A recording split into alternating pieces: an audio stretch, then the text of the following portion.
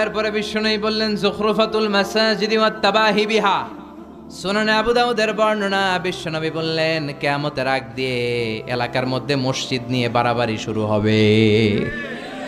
আছে না নাই? বেশি না কম? ওদেরটা 2 তলা, তো আমগোড়া বানাবো 3 তলা। তো ওদেরটা বাংলাদেশি টাইলস, আমরা আনবো উজবেকিস্তানি টাইলস। আছে না নাই? এই যে ঝগড়া, প্রতিযোগিতা। কিন্তু ওদের মসজিদে মুসল্লি বেশি, আমরাও এলাকার সবার মধ্যে নামাজের দাওয়াতি কাজ করে আমরাও মুসল্লি বাড়াবো, এই চিন্তা কিন্তু নাই। খালি মসজিদ নিয়ে বাড়াবাড়ি। লক্ষ্মীপুরে এগুলা কম, মসজিদ নিয়ে বাড়াবাড়ি। বিশ্বনবীর মসজিদের টাইলস ছিল না, ছিল এয়ার কন্ডিশন ছিল না, ছিল এমনকি ফ্যানও ছিল না, ছিল বুখারীর বর্ণনা, কানা সাকফুল মসজিদি জারিদুন নাখল। বিশ্বনবীর মসজিদের ছাদ ছিল খেজুর পাতার ছাউনির ছাদ, আর জমিনটা ছিল বালুর জমিন, ফ্লোর বালুর। মসজিদে নববী, যেই মসজিদে নববীতে 1 রাকাত নামাজ পড়লে 500 রাকাতের সওয়াব। একবার যদি আপনি পড়েন, ওই মসজিদের ছাদটা ছিল বিজারিদিন নাখল, খেজুর গাছের ডাল দিয়ে, আর ফ্লোরটা ছিল বালুর ফ্লোর। বৃষ্টি হলে ফ্লোরটা কাদামাটি হয়ে যেত। সাহাবী বললেন ইয়াসজুদু আলাল মাই ওয়াত তিন, রাআইতু রাসূলুল্লাহ সাল্লাল্লাহু আলাইহি ওয়াসাল্লাম ইয়াসজুদু ফিল মাই ওয়াত তিন। আমি আল্লাহ রাসূলকে বৃষ্টির পরে যখন তিনি ইমামতি করতে যেতেন কাদা আর মাটির উপরে সেজদা করতে দেখেছি।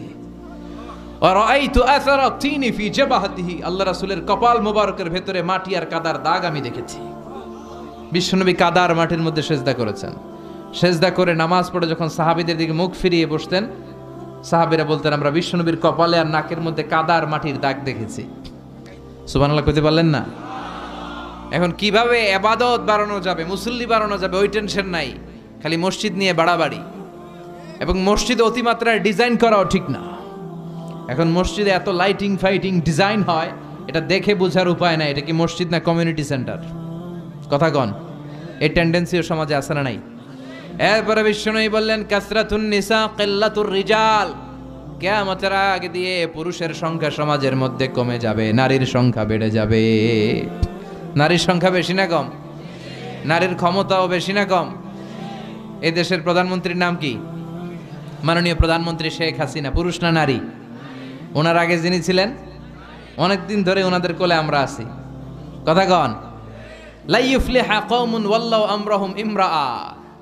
ওই দেশ সফল হতে পারে না যেই দেশের প্রধান চেয়ারটার মধ্যে তারা নারীকে বসিয়ে দেয়। কথা বলেন। নারীদের অনেক সম্মান, অনেক ইজ্জত। নারীরা চাকরি করতে পারবে, নারীরা ব্যবসাও করতে পারবে, কিন্তু হেজাব মেনটেন করে, ঠিক কিনা? বিশ্বনবীর প্রথম স্ত্রী, গোটা নারীদের মডেল সাইয়েদাতুনা খাদিজা, পেশায় ছিলেন বিজনেসম্যান। কি ছিলেন? ওনার বিজনেসের যত প্রফিট সব টাকাগুলো দাওয়াতি কাজের জন্য বিশ্বনবীর পায়ের সামনে এনে তিনি ঢেলে দিয়েছেন। এই টাকা দিয়ে বিশ্বনবী দাওয়াতি কাজ করতেন, নও-মুসলিমদেরকে সাহায্য করতেন, কালেমার বাণী প্রচারে এই টাকা তিনি ব্যবহার করতেন। চিল্লা এখন ঠিক কিনা? ব্যবসা করতে পারবে, চাকরি করতে পারবে, শিক্ষিকা হতে পারবে, ডাক্তার হতে পারবে। কারণ নারীদের কিছু গোপন চিকিৎসার জন্য নারী ডাক্তারও দরকার আছে না নাই? কিন্তু সেটা হেজাব মেনটেন করে। নারী বিষয়ক মন্ত্রণালয়ের অনেক দায়িত্বে নারীদের থাকা উচিত, কিন্তু একেবারে প্রধানতম দায়িত্বে নারীদের থাকতে নিষেধ করেছেন বিশ্বনবী। আমিনা চিল্লা এখন ঠিক কিনা? গোটা বিশ্বব্যাপী এরকম নারীদের ক্ষমতায়ন আছে না নাই?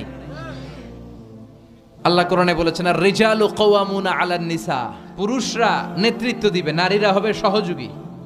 নারীদেরও অনেক কাজ। নারীদেরকে আল্লাহ তাআলা এক একটা ফ্যামিলির এমডি বানিয়ে দিয়েছে, managing director of A family. একটা ফ্যামিলিতে কত কাজ, কত দায়িত্ব, সব দায়িত্ব রেখে দিয়ে আপনার বাইরে যাওয়ার প্রয়োজন নাই। কথা কন। এজন্য নারীদের সম্মান দিয়েছে ইসলাম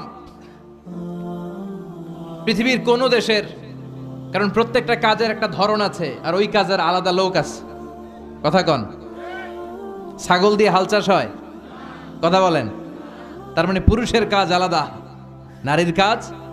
পৃথিবীর কোন দেশে, ইউরোপ আমেরিকাতে যারা উইমেন এম্পাওয়ারমেন্ট, নারী ক্ষমতায়নের কথা বলে, উইমেন রাইটস এর কথা বলে, নারী অধিকারের কথা বলে, উইমেন ফ্রিডম, নারী স্বাধীনতার কথা বলে, এরকম কোন দেশের সেনা প্রধান, চিফ অফ দ্য মিলিটারি আপনি নারী দেখাতে পারবেন? কথা কন। তার মানে ওরা জাতে মাতাল। তাহলে নারী স্বাধীনতার কথা বলে, কিন্তু চিফ অফ দ্য মিলিটারি, কোন দেশের সেনাপ্রধান নারী নাই, কোন দেশের প্রধান বিচারপতি আমার জানা মতে নারী নাই। আপনাদের জানা থাকলে বলেন। বিসিএস এর জন্য যারা প্রিপারেশন নিচ্ছ, তোমরা বিসিএস ক্যাডার হবা, অনেক সাধারণ জ্ঞান পড়তে হয়। বলো তোমার পুরো সাধারণ জ্ঞানের যত ঝুলি আছে, ওখান থেকে পৃথিবীর কোন দেশের প্রধান বিচারপতি নারী আছে? চিফ অফ দ্য মিলিটারি সেনাপ্রধান নারী আছে? তার মানে এটা নারীর কাজ নয়। নারীরা রক্ত দেখলে ভয় পায়, নারীরা শুট করতে ভয় পায়, যুদ্ধ বিগ্রহ সেনাপ্রধানের দায়িত্ব পালন করা এটা নারীদের জন্য নয়। আলাদা আলাদা ভাগ আছে, এটার সমান বন্টন করেছে ইসলাম। চিল্লা এখন ঠিক কিনা? কিয়ামতের আগে পুরুষের রেশিও কমে যাবে, নারীদের সংখ্যা বেড়ে যাবে। বাংলাদেশেও কিন্তু তাই। আমি যদ্দূর জানি এদেশে পুরুষ কম, নারী বেশি। কথা বলেন। তার মানে বিশ্বনবী যা বলেছেন তার প্রমাণ আমাদের বাংলাদেশেও আছে না নাই?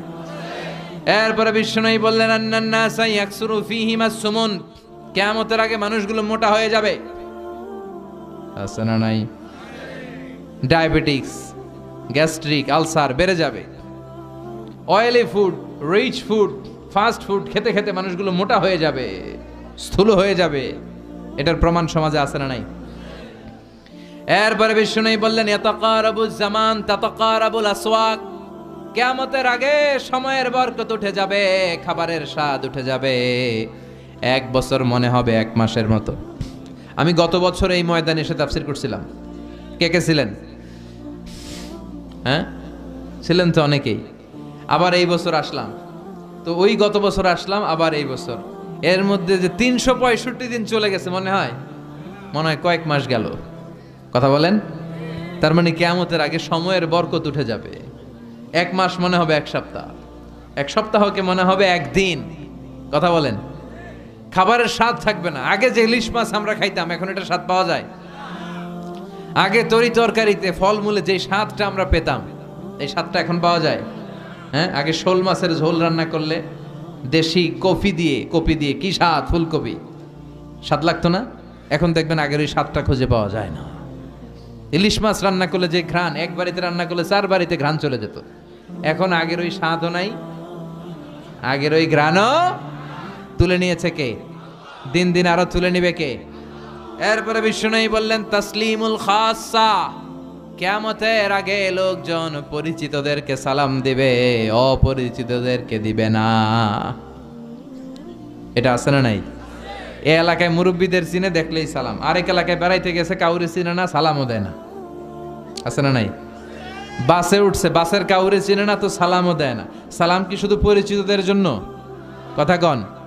আলা মান আরাফতা ওয়া মান লাম তারিফ, যাকে চিনো এরও সালাম দাও, যাকে চিনো না এরও সালাম দাও। বিষ্ণু বললেন আগে সালাম দাও। আগে সালাম প্রদানকারীর অন্তর থেকে অহংকার দূর করে দেয় কে? আল বাদিউ বিস সালামি বারিউম মিনাল কিবর, আগে আগে যে সালাম দেয় আল্লাহ তার অন্তরটারে অহংকার মুক্ত করে দেয়। যাদের অন্তরের মধ্যে অহংকারের ব্যারাম আছে তাদেরকে আগে আগে সালাম দেওয়ার পরামর্শ দিয়েছেন বিশ্বনবী। One of the minor sign before the day of judgement, people will give সালাম to those who are known to them personally. Personally চিনে তো সালাম দেয়, চিনে না তো সালাম দেয় না। আজকে থেকে সবাই সবাইরে সালাম দিতে রাজি আছেন নাকি খালি চিনলে দিবেন? আজকে মাহফিল শেষে ঘরে যেই স্ত্রীকে দিবেন, রাজি আছেন না ঘরে ঢুকে অপেক্ষা করেন বউ কখন দিবে আমারে? হ্যাঁ, এরকম করা যাবে? আজকে যেই ভাবির আগে সালাম দিবেন, রাজি আছেন সবাই? আল্লাহ তুমি তৌফিক দাও। সালাম মানে শান্তি, সালাম মানে ভালোবাসার বহিঃপ্রকাশ। আসসালামু আলাইকুম মানে পিস বি আপন ইউ, শান্তি যে তোমার উপরে বর্ষিত হোক। আবার আল্লাহর একটা নামও হচ্ছে সালাম। আল্লাহর একটা নাম কি? সালাম সালাম হাজার সালাম, সকল শহীদ স্মরণে আমার হৃদয় রেখে যেতে চাই তাদের স্মৃতির চরণে। সালাম সালাম হাজার সালাম। গতকাল ছিল 21শে ফেব্রুয়ারি। সালাম, বরকত, রফিক, জব্বর এরা শহীদ হলো। আমরা তাদের জন্য দোয়া করি, আল্লাহ তাদের কবরটারে তুমি জান্নাতের নূর দিয়ে পরিপূর্ণ করো। যাদের জন্য দেশ পেলাম, মুক্তিযোদ্ধা যারা ঈমান নিয়ে প্রাণ হারালো, আল্লাহ এই দেশকে স্বাধীন করার জন্য যাদের জন্য আমরা লাল সবুজের পতাকা পেয়েছি, তাদের কবরটারে তুমি জান্নাতের বাগান বানাও। এরপরে বিষ্ণু বললেন ইস্তাহিল্লুনাল খামরা ওয়াল হারির, কিয়ামতের আগ দিয়ে পুরুষেরা মদ খাবে, স্বর্ণের আংটি পরবে, আর গলার মধ্যে স্বর্ণের চেইন পরবে, রেশমের কাপড়ও পরবে। স্বর্ণের আংটি পরে এরকম ছেলে আছে না নাই? এদিকে কেউ নাই তো? নাই ইনশাআল্লাহ, থাকলেও আর পরবে না। স্বর্ণের আংটি পরা যাবে না। যুবক ভাইয়েরা, পুরুষের জন্য স্বর্ণের আংটি, স্বর্ণ জাতীয় যে কোনো জিনিস ব্যবহার করা, সিল্কের রেশমের কাপড়কে ব্যবহার করাকে চিরকালের জন্য হারাম করেছে কে? জান্নাতি পুরুষরা জান্নাতে যে রেশমি কাপড় পরবে। Their dress will be in Jannah, fine green silk with gold embroidery. পাতলা সবুজ রেশমের কাপড়ের পোশাক হবে জান্নাতীদের পোশাক, যেখানে গোল্ডের স্বর্ণের ডিজাইন করা এমব্রয়ডারির ডিজাইন থাকবে। আবার রাব্বুল আলামিন বলেন, জান্নাতে যে পুরুষগুলো ঢুকবে জান্নাতীদের হাতে স্বর্ণের চুড়ি পরায় দিবে কে?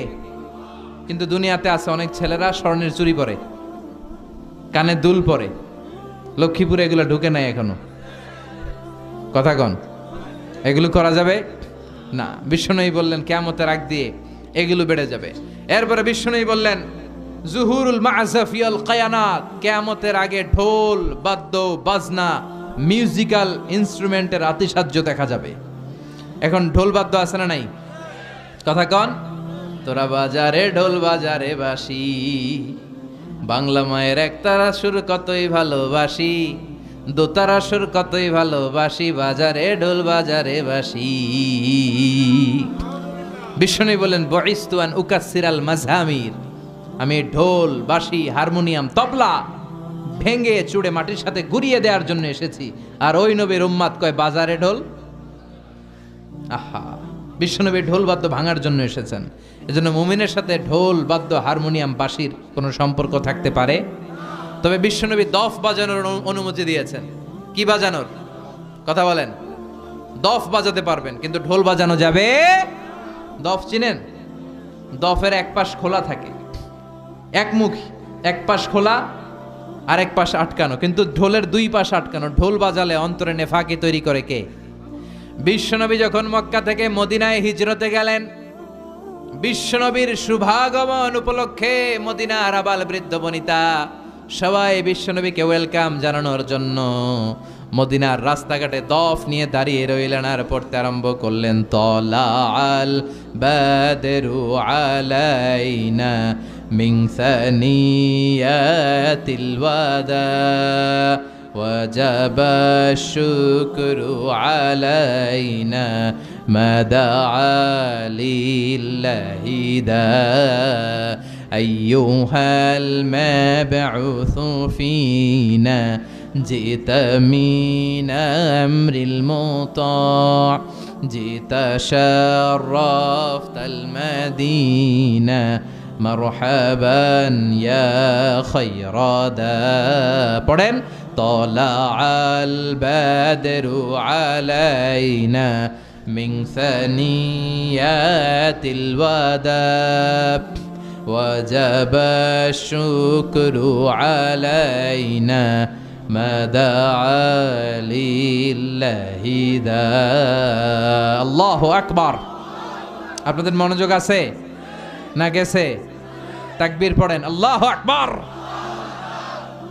ঢোল বাজানো যাবে, কি বাজাবেন? দফ দেখছেন? একদিক খোলা থাকে, একদিক আটকানো থাকে। বিশ্বনবী দুই জায়গায় এগুলো বাজানোর অনুমতি দিয়েছেন। বিয়েতে বিশ্বনবী বলেছেন আলিনুন নিকাহ বিদ্দুফুফ, দফের ব্যান্ড পার্টি করে বিয়ের ঘোষণা দাও। আবার বিশ্বনবী ঈদের দিন শুয়ে রইলেন, দুইজন আনসারী ছোট্ট বালিকা এসে দফ বাজানো শুরু করলো। সাইয়েদনা আবু বকর ঘরের মধ্যে ঢুকে রেগে গেলেন, বললেন আমিজমারু শাইতানি ফি বাইতি রাসূলিল্লাহ, আল্লাহর রাসূলের ঘরের মধ্যে শয়তানের বাদ্য কেন?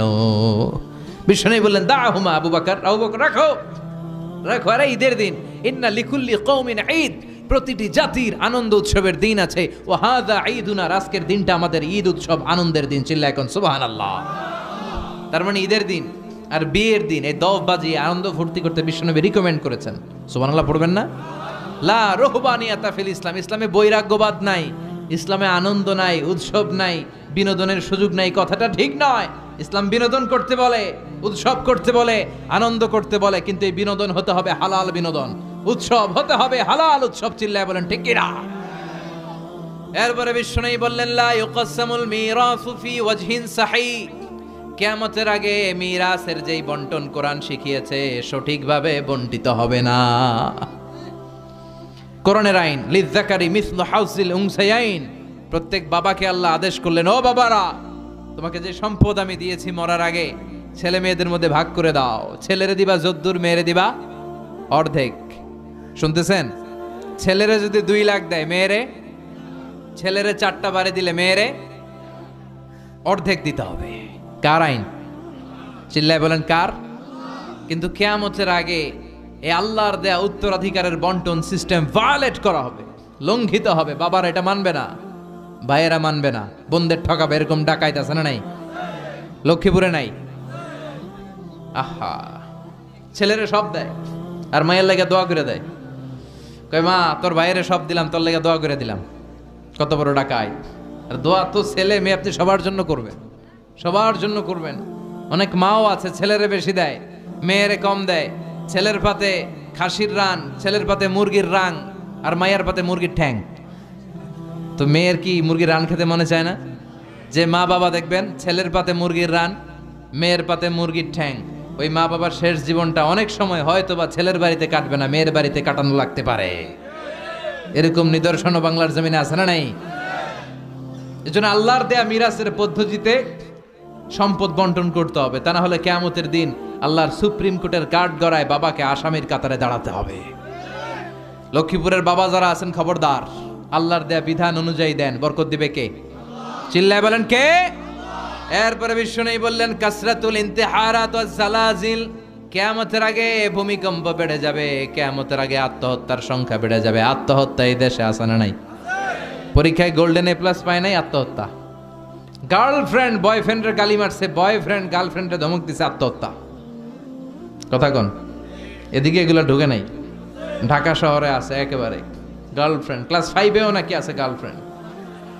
হ্যাঁ, মানে পুরো ক্লাসের মধ্যে ভাগাভাগি কে কার। কথা কর, কে কার গার্লফ্রেন্ড। আবার সংক্ষেপে বানাইছে এটা জিএফআর, সব মুখস্থ। এদিকেও আছে তাহলে জিএফ আর বিএফ। কয় তোর বিএফ কই? কয় তোর জিএফ কই? মানে গার্লফ্রেন্ড কোথায়? এগুলো আগে এই দেশে ছিল না। গার্লফ্রেন্ড ধমক দিছে, বয়ফ্রেন্ড ধমক দিছে, গার্লফ্রেন্ড গলার মধ্যে ওড়না পেঁচায়া ফ্যানের মধ্যে ঝুইলা আত্মহত্যা। কবিরা গুনাহ, খবরদার এই কাজ করা যাবে না। কথা কন? আত্মহত্যার সংখ্যা বেড়ে যাবে, ভূমিকম্পের সংখ্যা বেড়ে যাবে। ভূমিকম্প এদেশে আছে না নাই? দীর্ঘ কয়েক মাস যাবত হচ্ছে না, কিন্তু একটা সময় ছিল গত বছর দেখলাম অল্প কিছু সময়ের ব্যবধানে অনেকগুলো আর্থকোয়েক হয়েছে। কথা কন? এরকম একটা রিক্টার স্কেলে যদি 7-8 মাত্রার ভূমিকম্প দেয়, পুরো বাংলাদেশে ভর্তা বানায় দিতে পারে কে? আল্লাহুম্মা আউযু বিওয়াজহিকা, আল্লাহ তুমি বাঁচাও। যে এলাকার মধ্যে মদকে হালাল করা হয়, এদেশে মদের লাইসেন্স রাষ্ট্রীয়ভাবে দেওয়া হয়। চিল্লা এখন ঠিক কিনা? এদেশের অনেক মন্ত্রীদের হোটেলের ভিতরে পতিতালয়ের ব্যবস্থা করা আছে। চিল্লা এখন ঠিক কিনা? যে দেশে মদ খাওয়ার লাইসেন্স দেওয়া হয়, নিষিদ্ধ পল্লীগুলোকে অথরাইজ করা হয়, ওই দেশটারে ভূমিকম্প দিয়ে যে কোনো মুহূর্তে ধূলিসাৎ করে দিতে পারে কে? যে এলাকায় মদ বেড়ে যায়, নাচানাচি বেড়ে যায়, নর্তকী বেড়ে যায়, মিউজিক্যাল ইনস্ট্রুমেন্টের দাপটে থাকা যায় না, ওই এলাকায় জালাজেল ভূমিকম্প দেয়া আল্লাহর জন্য ওয়াজিব হয়ে যায়। তাহলে এই ভূমিকম্প বারবার হওয়া এটা কিয়ামতের আলামত। এভাবে একটার পর একটা বিশ্বনবী যা বলেছে তার সবগুলোর প্রমাণ আছে না নাই? সর্বশেষে বিশ্বনবী বললেন যুহুরুল ইমাম আল মাহদি আল মুনতাযার। ছোট আলামতের সবগুলো যখন প্রকাশ পাবে, সর্বশেষ ছোট আলামত সেটা আসবে, সেটা হচ্ছে ইমাম মাহাদির আগমন। We are waiting for that personality. আমরা সেই ইমাম মাহাদির অপেক্ষায় আছি। কথা বলেন? কিন্তু অনেকে দিনক্ষণ বলে দেয় 28 সালে আসবে, 25 সালে আসবে, এটা বলা যাবে? জানে একজন, চিল্লায় বলেন তিনি কে? ওনার নাক থাকবে চোখা নাক, প্রশস্ত ললাট, বিশ্বনবীর নামে নাম, বিশ্বনবীর বাবার নামে ওনার বাবার নাম, বিশ্বনবীর মায়ের নামে ওনার মায়ের নাম। বিশ্বনবী বললেন আল মাহদি মিন ইত্রাতি, আমার বংশের লোক হবে মাহদি। মিন ওয়ালদি ফাতিমা, ফাতিমার বংশ থেকে আসবে। 7 বছর এ বিশ্বে রাজত্ব করে সাম্য, শান্তি, মৈত্রী, ভালোবাসা দিয়ে বিশ্বটারে শান্তির স্বর্গরাজ্য করে দিবে। আমরা সেই ইমাম মাহাদির অপেক্ষায় আছি। কথা কন? এই যে ছোট আলামতগুলো বললাম, বিশ্বনবী বর্ণনা করলেন প্রামাণ্য দলিল ভিত্তিক। এই অধিকাংশ আলামত আমাদের সমাজে আছে না নাই? ফিতনা আছে না নাই? এই মারামারি আছে না নাই? আমানতের খেয়ানত আছে না নাই? মসজিদ নিয়ে মারামারি আছে না নাই? এই ফিতনার যুগে বাঁচার একটাই উপায়, আল্লাহর কোরআন আর বিশ্বনবীর সুন্নাহকে আঁকড়ে ধরা। বিশ্বনবী বললেন, আমি চলে যাব, রেখে যাব দুটি জিনিস, কোরআন আর সুন্নাহ। এই দুইটাকে মারির দাঁত দিয়ে আঁকড়ে ধরলে তোমরা কখনো পথভ্রষ্ট হবে না। এজন্য আল্লাহর কোরআন আর সুন্নাহর সাথে সম্পর্ক বাড়ানোর দরকার আছে না নাই? কোরআন and Sunnah hour way to জান্নাহ। কোরআন এবং সুন্নাহ আমাদেরকে জান্নাতের পথ দেখাতে পারে। আমার সাথে সাথে বলেন, কোরআন and Sunnah hour way to জান্নাহ। আবার বলেন, কোরআন and Sunnah hour way to জান্নাহ। এই ফিতনার এই যুগে, কিয়ামতের একেবারে পূর্ব লগ্নের এই সময়ে এই ফিতনা থেকে বাঁচার জন্য কোরআন সুন্নাহর বিকল্প কোনো কিছু আমাদের হাতে নাই। বাঁচতে হলে এই কোরআন পড়তে হবে, বাঁচতে হলে বিশ্বনবীর সুন্নাহ মানতে হবে, ফ্যামিলিটারে আল্লাহর কোরআন দিয়ে সাজাতে হবে। রাজি আছেন সবাই? আল্লাহ আমাদের সবাইকে কথাগুলো বুঝার ও আমল করার তৌফিক দান করো। আরো জোরে পড়েন আমিন।